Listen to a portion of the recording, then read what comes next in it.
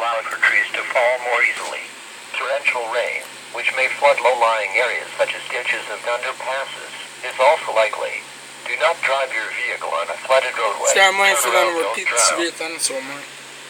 The National Weather Service in Little Rock has issued a severe thunderstorm includes a lot of warning counties. for eastern Clark County in southwest Arkansas, extreme northwestern Cleveland County in southeast Arkansas, Dallas County in southwest Arkansas, western Grant County in central Arkansas, eastern Hot Spring County in southwest Arkansas, northwestern Ouachita County in southwest Arkansas, south central Saline County in central Arkansas, until noon Central Daylight Time at 11:15 a.m. National Weather Service Doppler radar indicated a line of severe thunderstorms capable of producing damaging winds in excess of 60 miles per hour. These storms were located along a line extending from 5 miles east of Caddo Valley to 4 miles northeast of Gurdon to 5 miles east of Wayland Springs to near Bluff City, and moving northeast at 40 miles per hour.